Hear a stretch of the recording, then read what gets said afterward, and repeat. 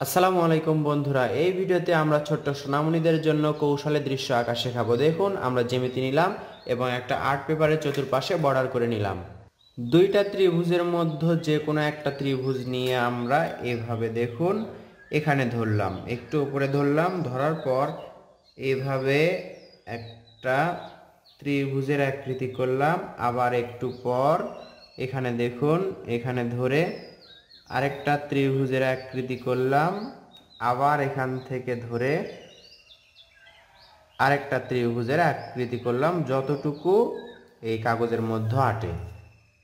আপনারা এখানে দেখতে পাচ্ছেন সুন্দর তিনটা পাহাড় হলো। এরপর কি করব, এই তো চাঁদাটা এভাবে ধরে, যার এইটুকু আছে এইটুকু, অথবা এইভাবে আমি একটা সূর্য আঁকলাম চাঁদা দিয়ে।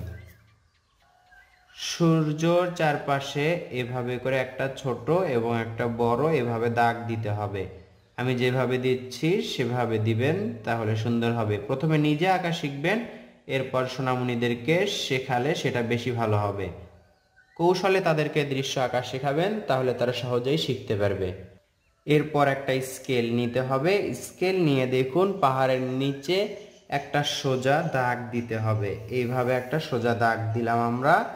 এরপর কি করতে হবে দেখুন, এখান থেকে এর মাঝে থেকে এইভাবে করে এই তো ঘুরে ঘুরে দাগ দিতে হবে, বাঁকা বাঁকা করে।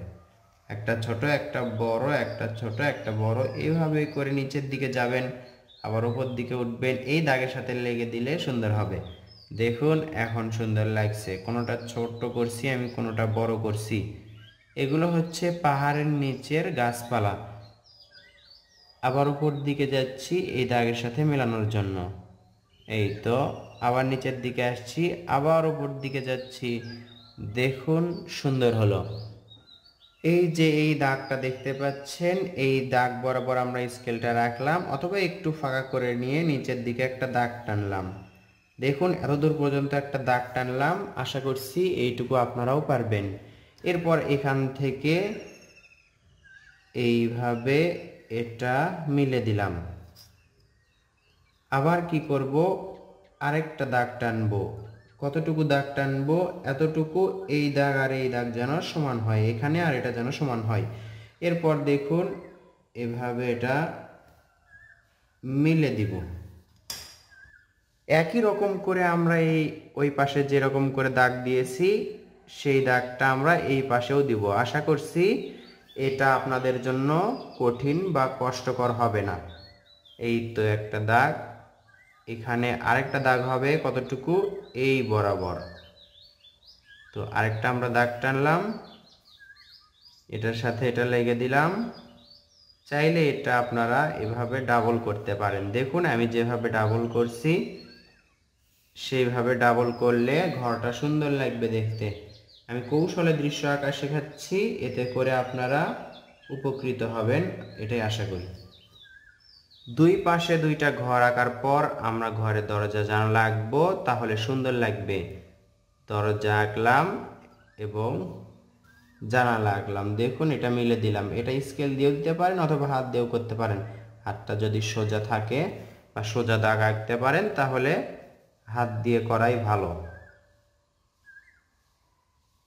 এই তো বাচ্চাদেরকে সহজ সহজ দৃশ্য আঁকা শেখালে তারা দৃশ্য আঁকা সম্পূর্ণ করলে উৎসাহ পাবে এবং পরবর্তীতে আরো সুন্দর সুন্দর ড্রয়িং করতে আগ্রহী হবে।